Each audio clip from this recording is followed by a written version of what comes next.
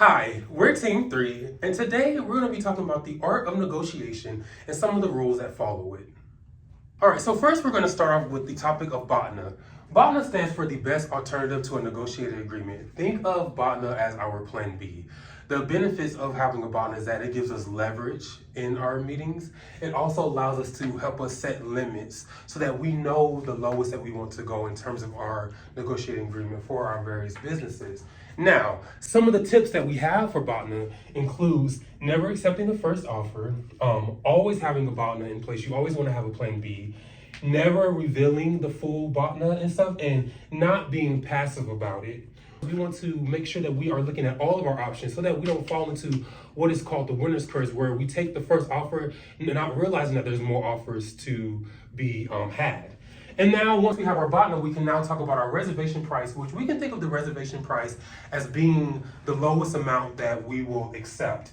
This is great because then we'll have a foundation for how we want to move forward with our salary negotiations and the least amount that we are willing to accept for the job. And now we'll introduce a new concept, which is called SOPA, the Zone of Possible Agreement. But to understand it first, we need to go first into our target point. This is basically what's the goal for this negotiation. You have to understand really good what are your interests and also do a lot of research. Go out into the market, do some market research conditions to understand what is going to be the goal for your negotiation.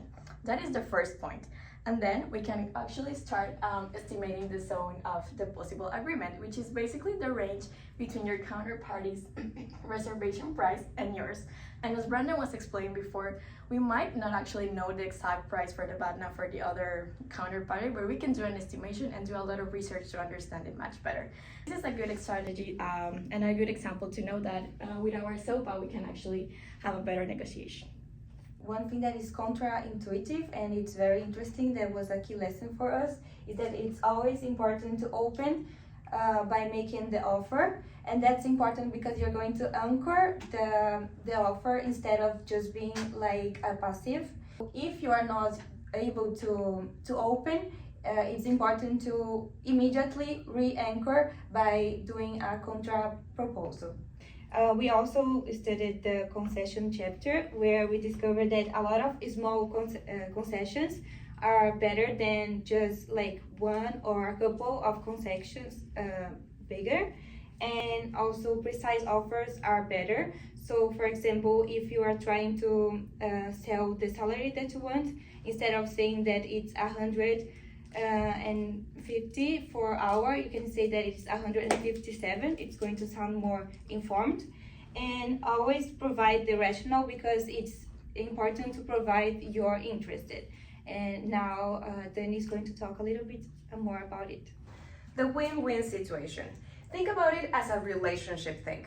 When you are in trouble with your partner in this romantic relationship, if some of the parts win regardless of the other one not winning, then the relationship loses. And that's the same case with business. So here are 5 tips to create this win-win situation. First, make your interest clear so every part has their own prioritized interest in each part of the business. Having multiple issues to fractionate is easier to negotiate something. Then prioritize your interest, as I said, is easier if you just put them into a list of which ones are more important than the others.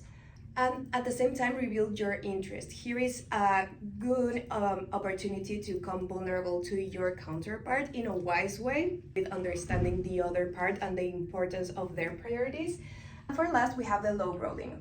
So once you have your own priorities and the counterpart priorities, it's easier for you to not waste time trading off things that you are not interested in. Okay, so our next concept is the contingent contract. This is kind of like a bet between two parties that don't agree on what the outcome will be. So essentially what you do, take for example this marketing agency. So they propose a $5,000 ad campaign to the startup, but they face hesitation due to concerns about the ROI. So to overcome this disagreement, the agency offers a contingent contract. So they will receive $2,500 in the beginning, and if the ROI is about 20%, the marketing agency will receive the other part. So this solution will both reduce the client's risk and also improve the agent's confidence. So next we move on to 3 advanced win-win strategies. The first one is the MIO, multi-issue offers. So you will not focus on solely one issue, but you'll actually use those issues into one bundle. And this will create a value issue deal instead of just one. Is the MESO, so the multiple equivalent simultaneous offers. So for this one, you will provide multiple offers and let the other party choose which offer they prefer. And the final one is PSS, post-settlements. Basically, after you've already concluded the deal, you will go back to the table and try to figure out if there is even a better deal to make and keep the initial deal as like a backup plan. In this way, you can see if there is anything else that could be more valuable. I hope you learned a lot. Thank you so much for listening.